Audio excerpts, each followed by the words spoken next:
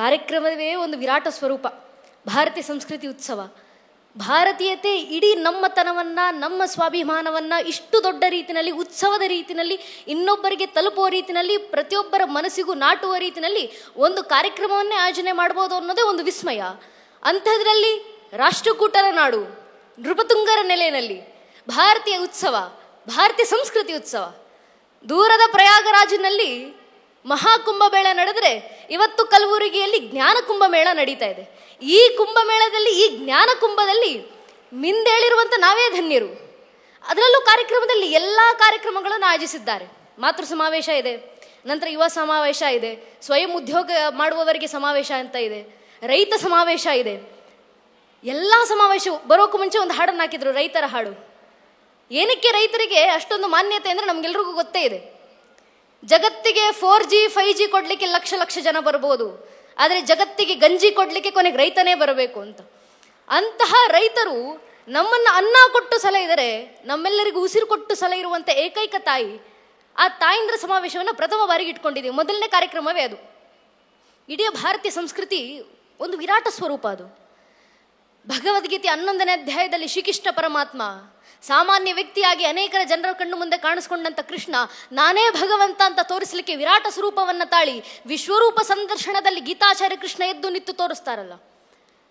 ಶ್ರೀಕೃಷ್ಣ ಪರಮಾತ್ಮ 11ನೇ ಅಧ್ಯಾಯದಲ್ಲಿ ಅರ್ಜುನನಿಗೆ ಕರೆ ಕೊಡ್ತಾ ಜಗತ್ತಿಗೆ ಸಾರಿದ್ರು, ನಾನು ಯಾರು ಸಾಮಾನ್ಯ ಮನುಷ್ಯನ, ಅಹಂ ಆತ್ಮ ಗುದಾಕೇಶ ಸರ್ವಭೂತಶ ಸ್ಥಿತ ಮಾದಿಶ್ಯ ಮಧ್ಯಾಂಚ ಭೂತಾನವಂತೇವಚ.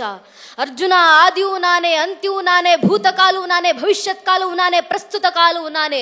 ಜಗತ್ತಿನ ಪ್ರಕೃತಿಯ ಅಣು ರೇಣು ತೃಣ ಕಾಷ್ಟೆ ಕಣ ಕಣದಲ್ಲೂ ವಾಸಿಸುವಂಥ ಆತ್ಮಗಳನ್ನೇ ನಿಗ್ರಹಿಸುವಂಥ ಪರಮಾತ್ಮ ಭಗವಂತ ಅಂತ ಜಗತ್ತಿನಲ್ಲಿ ಯಾರಾದರೂ ಇದ್ರೆ ಅದು ನಾನೊಬ್ಬನೇ, ಶ್ರೀಕೃಷ್ಣ ಪರಮಾತ್ಮ. ಇದನ್ನು ಜಗತ್ತಿಗೆ ಘಂಟಾಘೋಷವಾಗಿ ಸಾರಿಬಿಡು ಅಂತ ಶ್ರೀಕೃಷ್ಣ ಪರಮಾತ್ಮ ವಿರಾಟ ರೂಪವನ್ನು ತೋರಿಸಿದ ರೀತಿಯಲ್ಲಿ ನಮ್ಮ ಮನೆಯ ತಾಯಿಂದ್ರು ನಮ್ಮ ಕಣ್ಣು ಮುಂದೆ ಸಾಮಾನ್ಯ ತಾಯಿ ಹಾಗೆ ಕಾಣಬಹುದು. ಆದರೆ ಆಕೆಯ ಅಂತರ್ಸತ್ವ ಯಾವ ರೀತಿ ಇದೆ? ಒಬ್ಬೊಬ್ಬ ತಾಯಿ ಮನ್ನಲ್ಲಿರುವಂಥವ್ರು ಜೀವಂತ ದುರ್ಗೆ ಅಂತ ಆರಾಧಿಸ್ತವ್ರು ನಾವು. ಆ ತಾಯಿಲಿರೋಂಥ ವಿರಾಟ ಸ್ವರೂಪ ಯಾವಾಗ ಕಣ್ಣು ಮುಂದೆ ಬರುತ್ತೆ ಅಂದರೆ, ಜ್ಞಾನಿಗಳಾದಂಥವ್ರು ಮಾತಾಡಿ ನಮಗೆ ತಿಳಿಸಿದಾಗ ಹೌದಲ್ವಾ, ನಮ್ಮ ಮನೆಯ ತಾಯಿ ಸಾಮಾನ್ಯಳ, ಆಕೆ ಯಾರು? ಅಕ್ಕ ಅವರು ಬರೋಕ್ಕೂ ಮುಂಚೆ ಒಂದು ಮಾತನ್ನು ಹೇಳಿದ್ರು, ಭಾರತೀಯ ಸಂಸ್ಕೃತಿನಲ್ಲಿ ಮಗು ಕಂಡಂಥ ತಾಯಿ ಬಗ್ಗೆ ಮಾತಾಡುವಂತ. ಇಷ್ಟೊತ್ತು ಅಕ್ಕ ಅವರು ಮಾತಾಡಿದ್ದಾರೆ, ಹಿರಿಯರು ಮಾತಾಡಿದ್ದಾರೆ. ಅಕ್ಕ ಅವರಿಗೆ 16 ವರ್ಷದ ಮಗಳಿದ್ದಾಳೆ ಅಂತ ಹೇಳಿದ್ರು, ನನಗೆ 18 ವರ್ಷ. ಅಕ್ಕ ಅವರು ತಾಯಿಯ ಸ್ವರೂಪದಲ್ಲಿ ನಿಂತು ತಾಯಿಯ ಪಾತ್ರವನ್ನು ವಿವರಿಸಿದ್ದಾರೆ. ನಾನು ಮಗಳ ಪಾತ್ರದಲ್ಲಿ ನಿಂತು ತಾಯಿಯ ಸ್ವರೂಪವನ್ನು ವಿವರಿಸುವಂಥ ಪ್ರಯತ್ನವನ್ನು ಮಾಡ್ತೀನಿ. ತಾಯಂದಿರು ಬಹುಶಃ ಭಾರತೀಯ ಸಂಸ್ಕೃತಿಯಲ್ಲಿ ತಾಯಿಯ ಪಾತ್ರ ಏನು? ಭಾರತೀಯ ಸಂಸ್ಕೃತಿಯೇ ತಾಯಿ. ತಾಯಿ ಇಲ್ಲದೆ ಯಾವ ಸಂಸ್ಕೃತಿ, ಯಾವ ಸಂಸ್ಕಾರ, ಯಾವ ಧರ್ಮ, ಯಾವ ನಾಡು, ಯಾವ ಜಲ, ಯಾವ ಬಿಂದು, ಯಾವ ಭಾಷೆ? ನಮ್ಮ ತಾಯಿಂದಿರಿಲ್ಲದೆ ಎಲ್ಲಿ ಧರ್ಮ ಸಂಸ್ಕೃತಿ? ಮನೆಯಲ್ಲಿ ತಾಯಿಂದಿರು, ನಾನು ಇವತ್ತಿಗೂ ಹೆಮ್ಮೆಯಿಂದ ಹೇಳ್ಕೊಳ್ತೀನಿ, ನನ್ನ ನೆಚ್ಚಿನ ತಾಯಿಂದಿರೆ. ನನ್ನ ತಾಯಿ ಬಹಳ ಓದಂಥವ್ರಲ್ಲ, ನನ್ನ ತಂದೆನೂ ಬಹಳ ಓದಿಲ್ಲ. ನನ್ನ ತಂದೆ 9th ಸ್ಟ್ಯಾಂಡರ್ಡ್ ಫೇಲ್ ಆಗಿದ್ದಾರೆ. ನನ್ನ ತಂದೆ ಆಟೋ ಚಾಲಕರು, ಇವತ್ತಿಗೂ ಬೆಂಗಳೂರಿನಲ್ಲಿ ಆಟೋ ಓಡಿಸ್ತಾರೆ. ಅನೇಕರು ಕೇಳ್ತಾರೆ ನನಗೆ, ನಿನಗೆಲ್ಲಿ ಇಷ್ಟೊಂದು ಧಾರ್ಮಿಕತೆ, ಇಷ್ಟೊಂದು ಅಧ್ಯಾತ್ಮ, ಎಲ್ಲಿಂದ ಒಲವು ಬರುತ್ತೆ ನಿನಗೆ? ನಾನು ಯಾವಾಗಲೂ ಹೇಳೋದು ಒಂದೇ ಮಾತನ್ನ, ನನ್ನ ತಂದೆ ನನಗೆ ಧಾರ್ಮಿಕ ಉಪದೇಶ ಮಾಡಲಿಲ್ಲ, ತಾಯಿ ಕೂಡ ಧಾರ್ಮಿಕ ಉಪದೇಶ ಮಾಡಲಿಲ್ಲ. ಚಿಕ್ಕಂದಿನಿಂದ ಕೂರಿಸ್ಕೊಂಡು ಎಷ್ಟು ಅಂದ ಎಷ್ಟು ಚಂದ ಶಾರದಮ್ಮ, ನಿನ್ನ ನೋಡಲೆರಡು ಕಣ್ಣುಗಳು ಸಾಲದಮ್ಮ ಅಂತ ಅಮ್ಮ ದಿನನಿತ್ಯ ಭಜನೆ ಆಡ್ತಿದ್ರಲ್ಲ, ಆ ಭಜನೆ ಕೇಳಿ ಕೇಳಿ ತಾಯಿ ಶಾರದೆ ಮೇಲೆ ಅಷ್ಟು ಭಕ್ತಿ ಬಂತು, ಭಗವಂತನ ಮೇಲೆ ಅಷ್ಟು ಒಲವು ಬಂತು. ನಾವು ಏನೂ ಮಾಡಬೇಕಾಗಿಲ್ಲ. ತಾಯಿಂದ್ರು ಮಕ್ಕಳಿಗೆ ವೇದಗಳನ್ನು ಓದಿಸ್ಬೇಕಾ ಅವಶ್ಯಕತೆ ಇಲ್ಲ, ಉಪನಿಷತ್ತು ಓದಿಸ್ಬೇಕಾ ಅವಶ್ಯಕತೆ ಇಲ್ಲ. ತಾಯಿ ಜೀವನ ಬದುಕಿ ತೋರಿಸಿದ್ರೆ ಸಾಕು. ಅದೇ ಸಂಸ್ಕೃತಿ, ಅದೇ ಸಂಸ್ಕಾರ. ತಾಯಿಯೇ ಭಾರತೀಯ ಸಂಸ್ಕೃತಿಯ ವಿರಾಟ ಸ್ವರೂಪ. ಸ್ವಾಮಿ ವಿವೇಕಾನಂದರು ಲೆಕ್ಚರ್ಸ್ ಫ್ರಮ್ ಕೊಲಂಬೋ ಟಾಲ್ಮೋರ್ ಎಂಬ ಪುಸ್ತಕದಲ್ಲಿ ಹೇಳ್ತಾರೆ, the last pages of Upanishads are yet to come. ಉಪನಿಷತ್ತುಗಳ ಕೊನೆ ಪುಟಗಳು ಇನ್ನೂ ಬಂದಿಲ್ಲ. ನಾವು ನೋಡ್ತೀವಿ 108 ಉಪನಿಷತ್ತುಗಳಿದ್ದಾವೆ, ಅದರಲ್ಲಿ ಪ್ರಮುಖ 10 ಉಪನಿಷತ್ತುಗಳು. ಅಷ್ಟೇ ಉಪನಿಷತ್ತು ಖಂಡಿತವಾಗ್ಲೂ ಅಲ್ಲ. ವಿವೇಕಾನಂದರು ಹೇಳ್ತಾರೆ, ಉಪನಿಷತ್ತುಗಳ ಕೊನೆ ಪುಟಗಳು ಇನ್ನ ಬರ್ಲಿಕ್ಕಿದೆಯಪ್ಪ. ಆ ಕೊನೆ ಪುಟಗಳು ಯಾರು? ತಾಯಿಂದಿರು. ತಾಯಿ ದಿನ ಬದುಕುವ ಜೀವನವೇ ನಮಗೆ ಉಪನಿಷತ್ತು. ತಾಯಿ ಧರಿಸುವಂಥ ಧಾರ್ಮಿಕ ಸಂಕೇತಗಳಿಗೆ ನಮಗೆ ವೇದಗಳು. ವಿವೇಕಾನಂದ ಹೇಳ್ತಾರೆ, ಭಾರತ ಎಲ್ಲಿವರೆಗೂ ಬದುಕಿರುತ್ತೆ? ಭಾರತೀಯ ಸಂಸ್ಕೃತಿ ಎಲ್ಲಿವರೆಗೂ ಬದುಕಿರುತ್ತೆ? ಸ್ವಾಮಿ ವಿವೇಕಾನಂದರು ಒಂದು ಮಾತನ್ನು ಹೇಳ್ತಾರೆ, ಎಲ್ಲಿವರೆಗೂ ಭಾರತದ ಕೊನೆಯ ಗ್ರಾಮದಲ್ಲಿರುವಂಥ ಕೊನೆ ಮನೆಯಲ್ಲಿರುವಂಥ ಒಬ್ಬ ತಾಯಿ ತನ್ನ ಮನೆ ಮುಂದೆ ಕಾವಿ ತೊಟ್ಟಂತ ಸಂತ ನಿತ್ತು ಭವತಿ ಭಿಕ್ಷಾಂದೇಯಿ ಅಂತ ಕೈ ಒಡ್ಡಿದ ಕೂಡಲೇ ತನ್ನ ಮನ್ನಲ್ಲಿ ತಾನು ಹಸಿದುಕೊಂಡಿದ್ರು, ಮನೆಯವರು ಹಸಿದುಕೊಂಡಿದ್ರು, ಮಕ್ಕಳು ಹಸಿದುಕೊಂಡಿದ್ದಾರೆ ಅಂತ ಗೊತ್ತಿದ್ದ ನಂತರವೂ ಮನೆಯಲ್ಲಿರುವಂತ ರೊಟ್ಟಿಯಲ್ಲಿ ಅರ್ಧ ತುಂಡನ್ನ ಮುರಿದು ಆ ಸಂತನ ಜೋಳಿಗೆಗೆ ಹಾಕುವಂತ ತಾಯಿಂದರು ಎಲ್ಲಿವರೆಗೂ ಬದುಕಿರ್ತಾರೋ ಅಲ್ಲಿವರೆಗೂ ಭಾರತೀಯ ಸಂಸ್ಕೃತಿ ಜೀವಂತವಾಗಿರುತ್ತೆ. ಇದನ್ನ ನಾಶ ಮಾಡ್ಲಿಕ್ಕೆ ಯಾರಿಂದಲೂ ಸಾಧ್ಯ ಇಲ್ಲ ಅಂತ ಸ್ವಾಮಿ ವಿವೇಕಾನಂದ ಹೇಳಿದಂತ ಮಾತು, ವಿವೇಕಾನಂದರು ಕೊಟ್ಟಂತ ಆದರ್ಶ ಅಂತ ತಾಯಿಂದಿರು ಇರೋವರೆಗೂ ಈ ಭಾರತೀಯ ಸಂಸ್ಕೃತಿ ಜೀವಂತವಾಗಿರುತ್ತೆ. ಅದಕ್ಕೆ ತಾಯಿಂದಿರೇ ಭಾರತೀಯ ಸಂಸ್ಕೃತಿ. ಭಾರತವನ್ನು ಅಕ್ಕವ್ರು ಹೇಳಿದ್ರಲ್ಲ, ಭರತ ಆಳಿದಂತ ನಾಡು ಆದ್ರೂ ಇದನ್ನ ತಾಯಿ ಭಾರತಿ ಅಂತ ಆರಾಧಿಸೋರು ನಾವು. ಆ ತಾಯಿ ಬಹುಶಃ ಇವತ್ತು ನಾವು ತಾಯಿಯನ್ನ ಭಾರತಿ ಅಂತ ಆರಾಧಿಸ್ತೀವಿ. ಯಾಕೆ? ಇಡೀ ದೇಶಕ್ಕೆ ತಾಯಿ, ಇಡೀ ದೇಶದ ಎಲ್ಲ ಮಕ್ಕಳನ್ನು ಸಲುವವಳು ಆಕೆ. ತಾಯಿ ಅಂದ್ರೆ ಮಕ್ಕಳಿಗೆ ಜನನ ಕೊಟ್ಟವಳು ಮಾತ್ರ ತಾಯಿಯಾ? ಖಂಡಿತವಾಗ್ಲೂ ಇಲ್ಲ. ತಾಯಿ ಅನ್ನೋ ಪದದ ಅರ್ಥ ಏನು? ಶಂಕರಾಚಾರ್ಯರು ಬಹಳ ಸುಂದರವಾಗಿ ಒಂದು ಮಾತನ್ನು ಹೇಳಿದ್ದಾರಲ್ಲ, ಕುಪುತ್ರೋ ಜಾಯತೆ ಕುಮಾತಾ ನಾ ಭವೇತ್. ಕೆಟ್ಟ ಮಕ್ಕಳು ದೇಶದಲ್ಲಿ ಹುಟ್ಟಬಹುದು, ಕೆಟ್ಟ ತಾಯಿ ಯಾವತ್ತಿಗೂ ಹುಟ್ಟಲಿಕ್ಕೆ ಸಾಧ್ಯ ಇಲ್ಲ. ಆದ್ರೆ ಒಂದಿಷ್ಟು ಉದಾಹರಣೆಗಳು ನೋಡಿದಾಗ ಅನಿಸುತ್ತೆ ಕೆಟ್ಟ ತಾಯಿ ಒಂದು ಹುಟ್ಟಿದ್ದಾರಲ್ಲ. ತಾಯಿ ಅಂತ ಯಾರನ್ನ ಪರಿಗಣಿಸಿದ್ದು ಶಂಕರಾಚಾರ್ಯರು?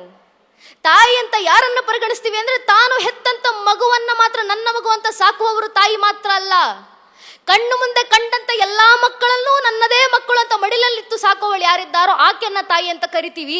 ಅಂಥ ತಾಯಿಗೆ ತಾಯಿ ಭಾರತಾಂಬೆ ಅಂತ ಹೆಸರು. ಗುರುಜಿಯವರು ಮಾತಾಡ್ತಾ ಇರ್ಬೇಕಾದ್ರೆ ಗುರುಗಳು ಹೇಳಿದ್ರು ಬಹಳ ಸುಂದರವಾದ ಮಾತು, ಎಲ್ಲರ ಕಣ್ಣಲ್ಲಿ ಅಂಬನಿ ತುಂಬ ಬಂತು. ಅವ್ರು ಹೇಳಿದ್ರು, ತಾಯಿಯ ಹೃದಯದಿಂದ ಒಂದು ಸದ್ದು ಬರುತ್ತೆ, ಏಟಾಯ್ತಾ ಮಗನೇ, ಪೆಟ್ಟಾಯ್ತಾ ಮಗು. ಈ ಪೆಟ್ಟಾಯ್ತಾ ಮಗು ಅನ್ನೋ ಕೂಗಿದೆಯಲ್ಲ, ಇಷ್ಟು ವರ್ಷಗಳ ಕಾಲ ಯಾರ ಬಾಯಿಂದ ಈ ಕೂಗು ಕೇಳಿದ್ವಿ ಅಂದ್ರೆ ಪೂಜನೀಯ ಸಿದ್ದೇಶ್ವರಪ್ಪ ಅವರ ಬಾಯಿಂದ ಈ ಕೂಗುಗಳನ್ನು ಕೇಳಿದ್ವಿ ನಾವು.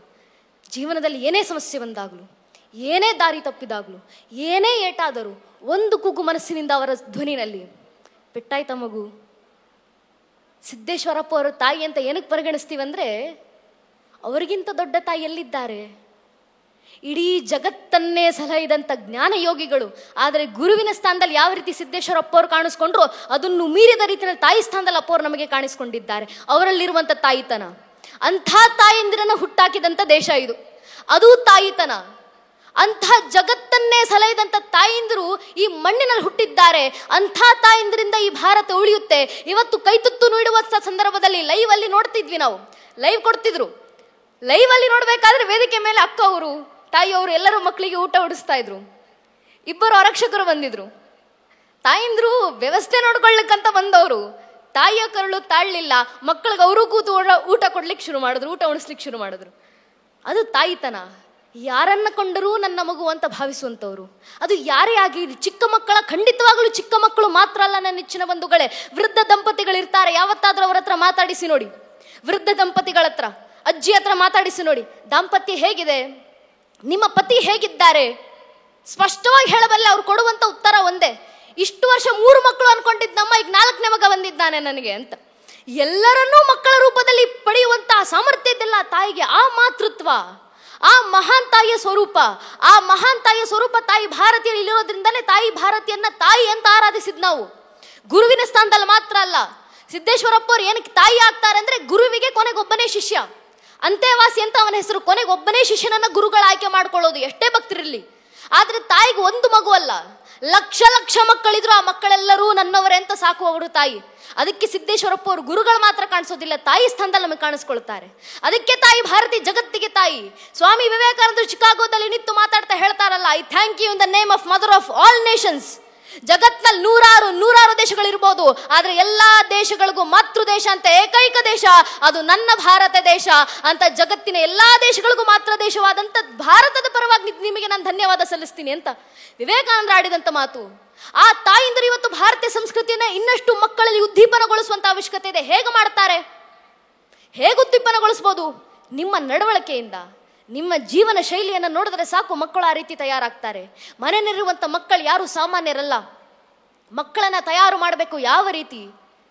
ಅಪ್ಪವ್ರು ಯಾವಾಗಲೂ ಮಾತಾಡ್ತಾ ಇರ್ಬೇಕಾದ್ರೆ ಹೇಳ್ತಾ ಇದ್ರು, ಇಡೀ ದೇಶ ರಾಮರಾಜ್ಯವಾಗುವಂಥ ಅವಶ್ಯಕತೆ ಇದೆ. ಯಾವಾಗ ರಾಮರಾಜ್ಯ ಆಗುತ್ತೆ? ದೇಶದ ಮನೆ ಅಯೋಧ್ಯೆ ಆದಂಥ ದಿನ ಇಡೀ ದೇಶ ರಾಮರಾಜ್ಯವಾಗುತ್ತೆ ಅಂತ ಅಪ್ಪ ಅವ್ರು ಹೇಳ್ತಿದ್ದಂಥ ಮಾತು. ದೇಶ ರಾಮರಾಜ್ಯವಾಗಬೇಕಂದ್ರೆ ಮನೆ ಮನೆ ಅಯೋಧ್ಯೆ ಆಗಬೇಕು.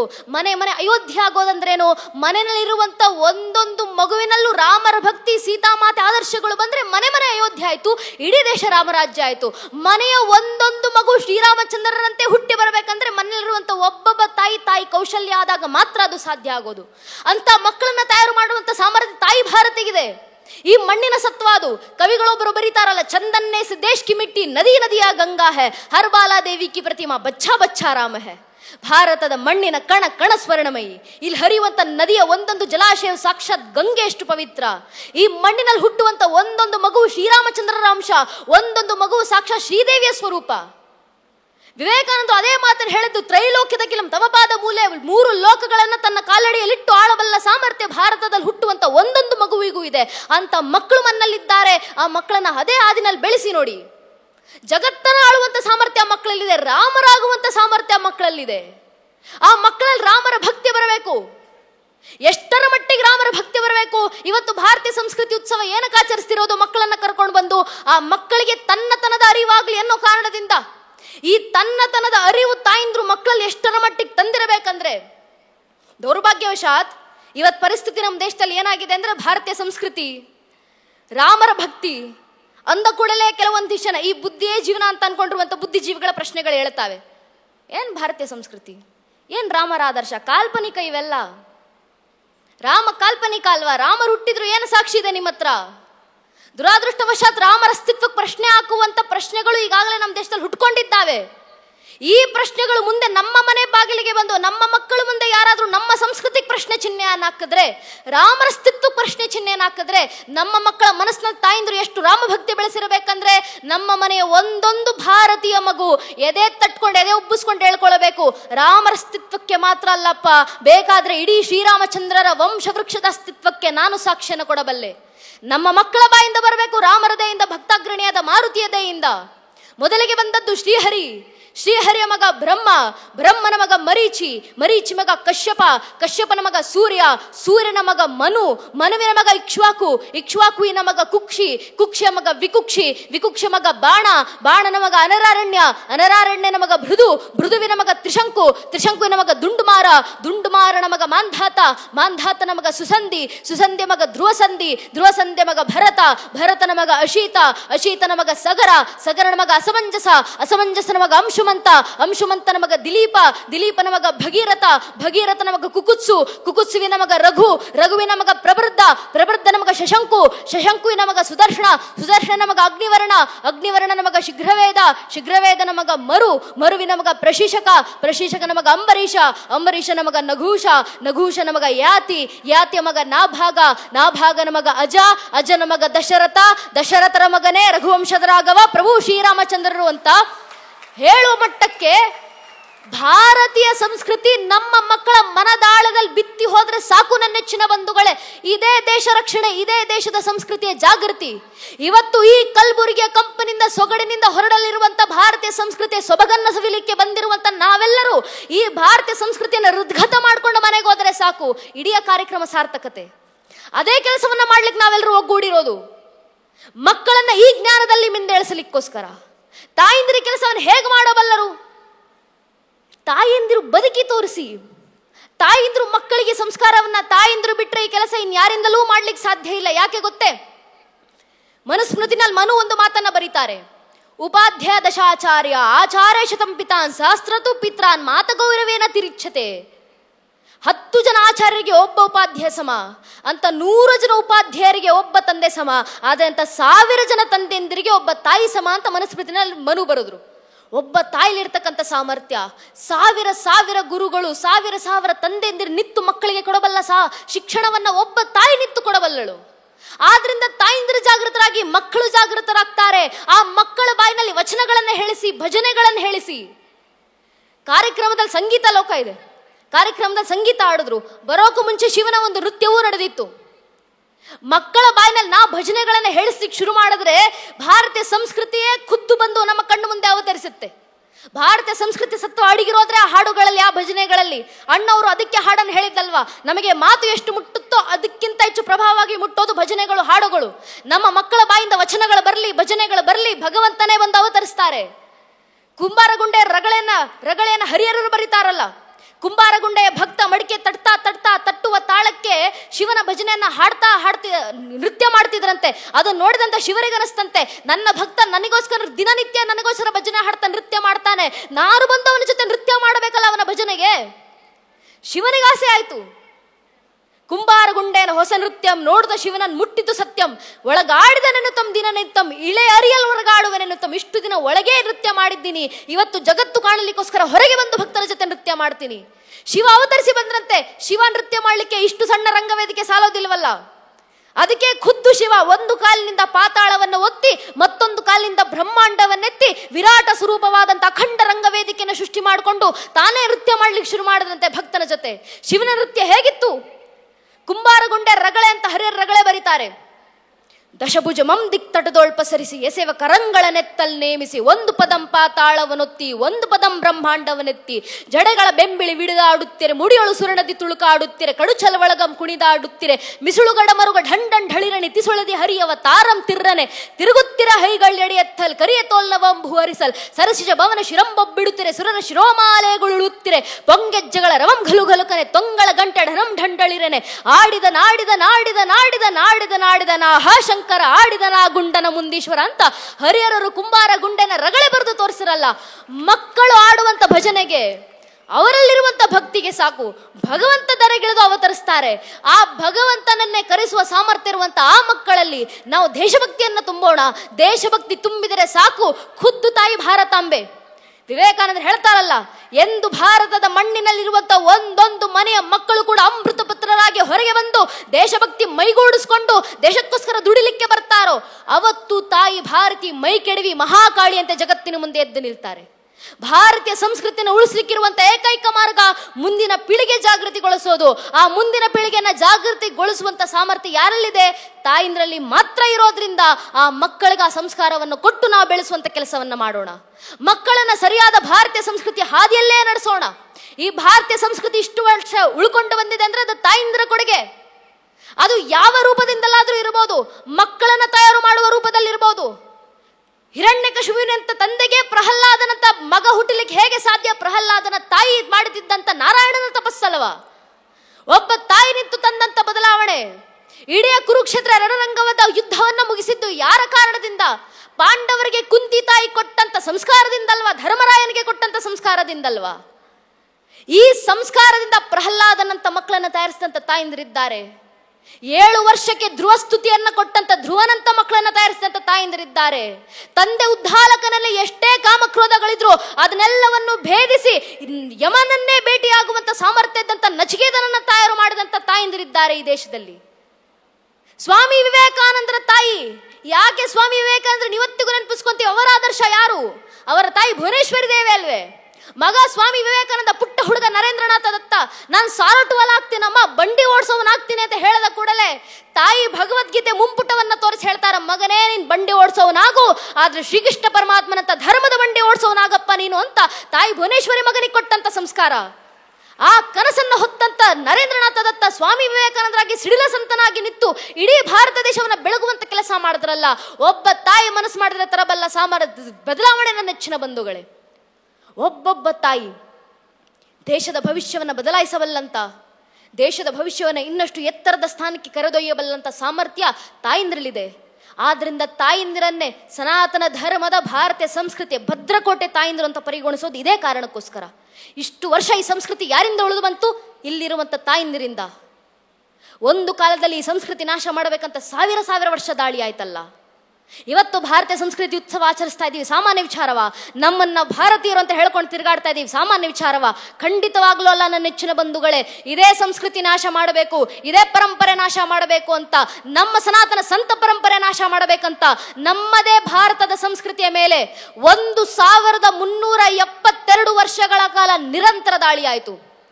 ಇಷ್ಟು ವರ್ಷದಲ್ಲಿ ಮೊಘಲರು ಬಂದ್ರು, ತುರ್ಕರು ಬಂದ್ರು, ಅರಬ್ಬರು ಬಂದ್ರು, ಅಫ್ಘನರು ಬಂದ್ರು, ಪೋರ್ಚುಗೀಸರು ಬಂದ್ರು, ಡಚ್ಚರು ಬಂದ್ರು, ಫ್ರೆಂಚರು ಬಂದ್ರು, ಇಂಗ್ಲಿಷರು ಬಂದ್ರು, ಶಕರು ಬಂದ್ರು, ಹೂಣರು ಬಂದ್ರು. ಇವರೆಲ್ಲರೂ ಬಂದು ನಮ್ಮ ಮೇಲೆ ದಾಳಿ ಮಾಡಿದ ನಂತರವೂ ಇವತ್ತಿಗೂ ಭಾರತವಾಗೇ ಜೀವಂತವಾಗಿದೆ. ಭಾರತೀಯ ಸಂಸ್ಕೃತಿಯಾಗೇ ಬದುಕ್ತಿದೆಯಲ್ಲ. ಯಾರ ಕಾರಣದಿಂದ? ತಾಯಿಂದ್ರ ಕಾರಣದಿಂದ. ಇವತ್ತಿಗೂ ವಚನಗಳನ್ನು ಹೇಳ್ತೀವಿ, ಭಜನೆಗಳನ್ನು ಹಾಡ್ತೀವಿ, ಸಾಮಾನ್ಯವಾ? ಅದೇ ವಚನಗಳನ್ನು ನಾಶ ಮಾಡಬೇಕಂತ ಎಷ್ಟು ಪ್ರಯತ್ನಗಳಾಯ್ತು. ಇಡೀ ಕಲ್ಯಾಣಕ್ಕೆ ಬೆಂಕಿ ಬಿತ್ತು. ಇಡೀ ಕಲ್ಯಾಣಕ್ಕೆ ಬೆಂಕಿ ಬೀಳೋಕ್ಕೂ ಮುಂಚೆ ಅಲ್ಲಮ್ಮ ಪ್ರಭುಗಳು ಕಲ್ಯಾಣದಲ್ಲಿ ನಿಂತು ಭವಿಷ್ಯವಾಣಿ ನುಡಿದಿದ್ರು. ಅನುಭವ ಮಂಟಪ ಅಂತ ಹೆಸರಿಟ್ಟಿದ್ದಾರೆ. ಅದೇ ಅನುಭವ ಮಂಟಪದಲ್ಲಿ ನಿಂತು ಅಲ್ಲಮ್ಮ ಪ್ರಭುಗಳು ನುಡಿದಂತ ಭವಿಷ್ಯವಾಣಿ, ಕೆಟ್ಟು ಹಾಳಾಗುವುದು ಕಲ್ಯಾಣ, ತೋರ್ಪಡಿಕೆ ದೊಂಬರಾಟ ಅತಿಯಾಗುವುದು, ಹೇಳುವವರು ನಿಜವಾದ ಗುರುವಾಗಲೆಂದು ಹೇಳರು, ಕೇಳುವವರು ಗುರುವಾಗಲೆಂದು ಕೇಳರು, ಆಚಾರ ವಿಚಾರ ಪ್ರಚಾರ ಇವೆಲ್ಲವೂ ನಿಜವಾಗದೆ ಬರೀ ನಟನೆಯಾಗಿ, ಸಮರತಿಯಾಗದೆ ವಿಪರೀತವಾಗಿ, ಶಿವಸಂತಾನವಾಗದೆ ಶನಿ ಪೀಳಿಗೆಯಾಗಿ ತೊಡೆ ತುಂಬುತ್ತದೆ. ಎದೆ ಎತ್ತಿ ಕೊರಳ ಬಿತ್ತಿ ಶಿವಾಚಾರದ ಪ್ರೇಮ ಮೇರೆ ಮೀರಿ ಬಿಜ್ಜಳನ ಪ್ರಾಣಕ್ಕೆರವಾಗುತ್ತದೆ. ಅನ್ಯಥ ಆಚರಿಸುವವರು ಭ್ರಷ್ಟರಾಗುವರು, ವಿಚಾರ ವಿಮರ್ಶೆಗಳು ಗಡಿಪಾರಾಗುವವು, ಅವಿಚಾರ ಕರ್ಮಟತೆಗೆ ಗೋಪುರ ಕಟ್ಟುವರು, ಮೇಲು ಕೀಳೆಂಬುದು ಅತಿ ಹೆಚ್ಚಾಗಿ ಮೇಲ್ನವರು ಕೆಳಗಿನವರನ್ನು ತಮ್ಮ ಕಾಲ್ ತುಳಿತಕ್ಕೆ ತೊಟ್ಟು ಮಾಡಿಕೊಂಡು, ಅಧಿಕಾರಕ್ಕೆ ಗದ್ದುಗೆ ಮಾಡಿಕೊಂಡು, ಐಶ್ವರ್ಯಕ್ಕೆ ಕಮ್ಮಟ ಮಾಡಿಕೊಂಡು, ಕಾಮಭೋಗಕ್ಕೆ ಅಂತಃಪುರ ಮಾಡಿಕೊಂಡು, ಗುರುಗಳೇ ಎಂಜಲೇ ವೇದ ಬಿಂದುವೆಂದು, ರಾಜನ ತಲೆಯೇ ವಜ್ರವೈಡೂರ್ಯವೆಂದು, ಜನರ ಬುದ್ಧಿ ಬರೀ ಮಣ್ಣೆಂದು, ಸರ್ವನಾಶವಾಗುವುದು ಗುಹೇಶ್ವರ ಅಂತ ಅಲ್ಲಮ್ಮ ಪ್ರಭುಗಳು ಭವಿಷ್ಯವಾಣಿ ನುಡಿದು ಕಲ್ಯಾಣ ಬಿಟ್ಟು ಹೊರಟ್ರು. ಮುಂದೆ ಪ್ರಭುಗಳ ಭವಿಷ್ಯವಾಣಿಯಂತೆ ಕಲ್ಯಾಣಕ್ಕೆ ಬೆಂಕಿ ಬಿತ್ತು. ಆದರೆ ಇಡೀ ಕಲ್ಯಾಣಕ್ಕೆ ಬೆಂಕಿ ಬಿದ್ದಾಗ ಕಲ್ಯಾಣದಲ್ಲಿದ್ದಂತ ಅಷ್ಟು ಗುಡಿಸಲುಗಳು, ಸಂಪತ್ತುಗಳು ಎಲ್ಲವೂ ನಾಶವಾಗ್ತಿರಬೇಕಾದ್ರೆ ಅಲ್ಲಿದ್ದಂತ ತಾಯಿಂದ್ರು ಆಯ್ದಕ್ಕಿ ಲಕ್ಕಮ್ಮನಿಂದ ಹಿಡಿದು ಸೂಳೆ ಸಂಕಮನಿಂದ ಹಿಡಿದು ಅಲ್ಲಿದ್ದಂತ ಎಲ್ಲ ತಾಯಿಂದ್ರು ನೀಲಾಂಬಿಕೆ ಗಂಗಾಂಬಿಕೆವರೆಗೂ ಮಣ್ಣಲ್ಲಿದ್ದಂತ ಸಂಪತ್ತು ಯಾವುದನ್ನು ಉಳಿಸ್ಕೊಳ್ಬಂಡ್ರಿಗೆ ಹೋಗ್ಲಿಲ್ಲ. ಇಡೀ ಕಲ್ಯಾಣವೇ ಹೊತ್ತು ಉರಿತಾದಂತ ಸಂದರ್ಭದಲ್ಲಿ ಒಬ್ಬೊಬ್ಬ ಶರಣೀಯರು ಕೂಡ ಕೈಗೆ ಸಿಕ್ಕಂತ ವಚನಗಳ ತಾಳೆಗರನ ಕೈಲಿಟ್ಕೊಂಡು ಓಡೋಡಿ ಬಂದಿದ್ದಾರೆ. ಯಾಕೆ? ಜಗತ್ನಲ್ಲಿ ಏನು ಸುಟ್ಟು ನಾಶ ಆದ್ರೂ ಪರವಾಗಿಲ್ಲ, ನಮ್ಮ ಸಂಸ್ಕೃತಿ ಸುಟ್ಟು ನಾಶ ಆಗುವಂತಿಲ್ಲ, ನಮ್ಮ ಪರಂಪರೆ ಸುಟ್ಟು ನಾಶ ಆಗುವಂತಿಲ್ಲ. ಆ ತಾಯಿಂದಿರಲ್ಲಿ, ಆ ಶರಣೀಯರಲ್ಲಿ ಈ ಪರಂಪರೆ ಉಳಿಸಿಕೊಳ್ಳಲೇಬೇಕು, ಈ ಸಂಸ್ಕೃತಿ ಉಳಿಸಿ ಮುಂದಿನ ಪೀಳಿಗೆ ಕೊಡಲೇಬೇಕು ಅಂತ ಇದ್ದಂತ ಉಳಿವಿನ ತುಡಿತ ಈ ಸಂಸ್ಕೃತಿ ಉಳಿವಿನ ಪರವಾಗಿ ಅಷ್ಟೆಲ್ಲ ಶ್ರಮಪಟ್ಟು ಆಗಿನಿಂದ ಹಿಡಿದು ಈಗಿನವರೆಗೂ ಒಂದು ಕಾಲದಲ್ಲಿ ಬ್ರಿಟಿಷರ ದಾಳಿಯಿಂದ ಎಲ್ಲವೂ ನಾಶವಾಗಿ ಹೋಗ್ತಿದ್ದಂಥ ಸಂದರ್ಭದಲ್ಲಿ ಕಚ್ಚೆ ಸೀರೆ ತೊಟ್ಟು ಕೈಯಲ್ಲಿ ಬಿಚ್ಚುಗತ್ತಿ ಹಿಡಿದು ಠಾಕರೆ ಕತ್ತನ್ನ ಕತ್ತರಿಸಿ ತನಗಸಿ ಬಾಗ್ಲಿಕ್ಕೆ ತನ್ನೆ ತಾಕಿ ತಾಕತ್ತಿದ್ರೆ ನನ್ನ ವಿರುದ್ಧ ಯುದ್ಧಕ್ಕೆ ಬರ್ರಿ ಅಂತ ಗರ್ಜನೆ ಮಾಡಿದಂತ ಕಿತ್ತೂರಿನ ರಾಣಿ ಚೆನ್ನಮ್ಮನಂತ ತಾಯಿಂದ್ರು ಬಂದು ಈ ದೇಶ ಧರ್ಮದ ರಕ್ಷಣೆಯನ್ನು ಮಾಡಿಕೊಂಡಿದ್ದಾರೆ, ಈ ಸಂಸ್ಕೃತಿಯನ್ನು ಉಳಿಸಿದ್ದಾರೆ.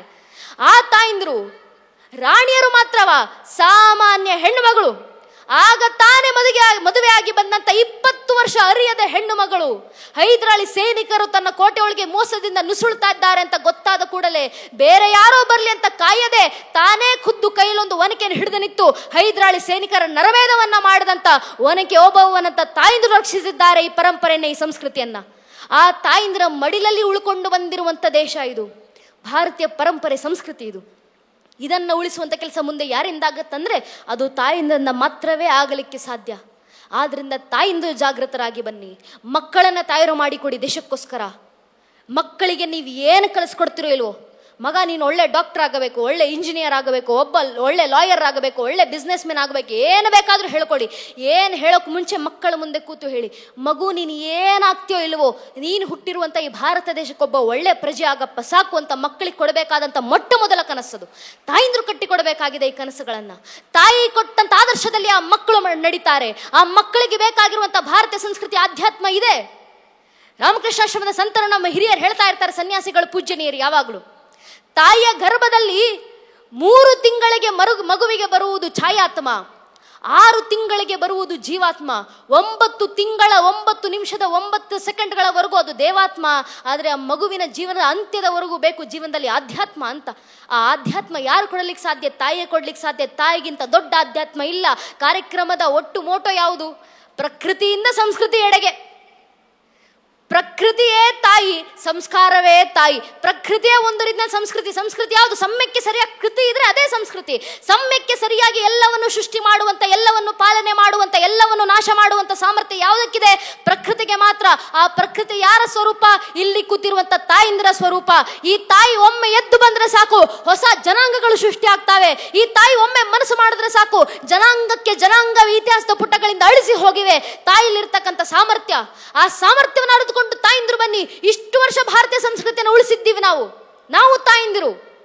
ನಮ್ಮ ಹಿರಿಯರು, ನಮ್ಮ ತಾಯಿಂದ್ರು ಸಂಧ್ಯಾ ಕಾಲದಲ್ಲಿ ಮನೆಗೆ ದೀಪ ಹಚ್ಚುವ ವೇಳೆಗೆ ಮಠ ಮಂದಿರಗಳಿಗೆ ಬಂದಿದ್ದಾರೆ, ದೀಪ ಹಚ್ಚಿಟ್ಟು ಹೋಗಿದ್ದಾರೆ. ಯಾಕೆ? ಆ ತಾಯಂದ್ರಿಗೆ ಸ್ಪಷ್ಟವಾಗಿ ಗೊತ್ತಿತ್ತು, ನನ್ನ ಮನ್ನಲ್ಲಿ ಒಂದು ದೀಪ ಹಚ್ಚಿದ್ರೆ ಒಂದು ಮನೆ ಬೆಳಗುತ್ತೆ, ಅದೇ ಮಠದಲ್ಲಿ ಮಂದಿರದಲ್ಲಿ ಒಂದು ದೀಪ ಹಚ್ಚಿದ್ರೆ ಇಡೀ ಊರು ಬೆಳಗುತ್ತೆ ಅಂತ ಆ ಆಧ್ಯಾತ್ಮಿಕದ ಸತ್ಯ ಗೊತ್ತಿದ್ರಿಂದ ಆ ತಾಯಂದ್ರು ಆ ಸತ್ಯವನ್ನ ಪಾಲಿಸ್ತಾ ಈ ಸಂಸ್ಕೃತಿನ ಉಳಿಸಿದ್ರು.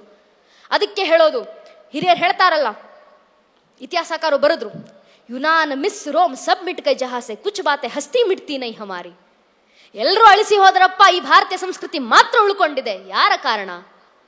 ತಾಯಿಂದಿರೇ ಕಾರಣ. ಆದ್ರಿಂದ ಭಾರತೀಯ ಸಂಸ್ಕೃತಿಯ ಸ್ವರೂಪವೇ ಆದಂತ ತಾಯಿಂದಿರು ಜಾಗೃತರಾದರೆ ಸಾಕು, ಭಾರತೀಯ ಸಂಸ್ಕೃತಿ ಉಳಿಯುತ್ತೆ.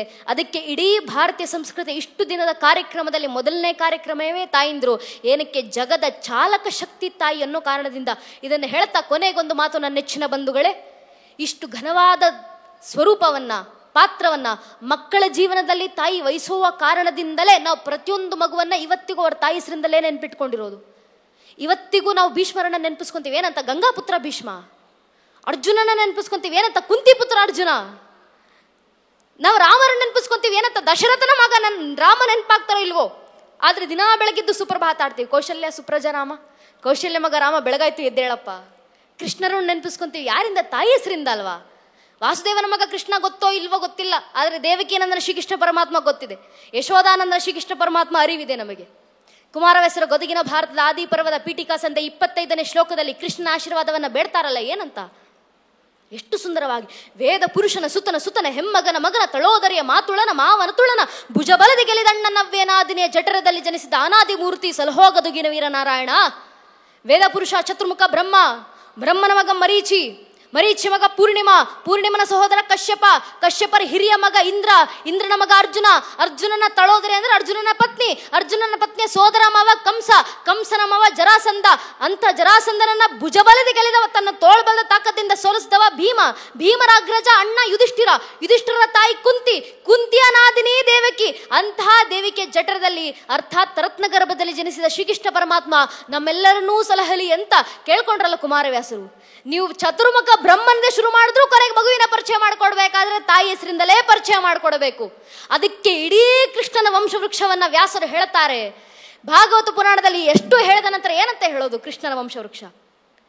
ವ್ಯಾಸರು ಬರೀತಾರಲ್ಲ, ಮೊದಲಿಗೆ ಬಂದದ್ದು ಶ್ರೀವಿಷ್ಣುವಿನ ಮಗ ಬ್ರಹ್ಮನ ಮಗ ಮರೀಚಿ ಮಗ ಕಶ್ಯಪನ ಮಗ ವೈವಾಸ್ವನ ಮಗ ಮನುವಿನ ಮಗ ಇಳನ ಮಗ ಪುರೂರವನ ಮಗ ಅಯುವಿನ ಮಗ ನಘೂಷನ ಮಗ ಯಾತಿಯ ಮಗ ಯದುವಿನ ಮಗ ಕ್ರೋಸ್ತುವಿನ ಮಗ ಧ್ವಜೀವನ್ನ ಮಗ ಸ್ವಾತಿಯ ಮಗ ಋಷಂಕುವಿನ ಮಗ ಚಿತ್ರರಥನ ಮಗ ಶಶಿಬಿಂದುವಿನ ಮಗ ಪೃಥುಷಾರನ ಮಗ ಪೃಥ್ಯೋತ್ತಮನ ಮಗ ಉಷಾನ್ನ ಮಗ ಶಿತಾಪುವಿನ ಮಗ ರುಕುಮಕವಚನ ಮಗ ಪಾರವ್ರತನ ಮಗ ಜ್ಞಾಮೋಗನ ಮಗ ವಿದ್ರಭನ ಮಗ ಕ್ರೋತ್ನ ಮಗ ಕುಂತಿ ಮಗ ದೃಷ್ಟಿ ಮಗ ನಿಧೃತಿ ಮಗ ದಾಸಾಯಿ ಮಗ ವ್ಯೋಮನ ಮಗ ಜಿಮುತನ ಮಗ ವಿಕೃತಿ ಮಗ ಭೀಮರಥನ ಮಗ ನವರಥನ ಮಗ ದಾಶರಥನ ಮಗ ಶಾಕುನಿಯ ಮಗ ಕರಂಭೆ ಮಗ ವಿಧ್ವರಥನ ಮಗ ಶೂರನ ಮಗ ಶಾಮಿನ್ ಮಗ ಪ್ರತಿಕ್ಷಾತ್ರನ ಮಗ ಸ್ವಯಂಭೋಜನ ಮಗ ಋದಿಕ್ನ ಮಗ ದೇವಗರ್ಭನ ಮಗ ಶೂರಸೇನರ ಮಗ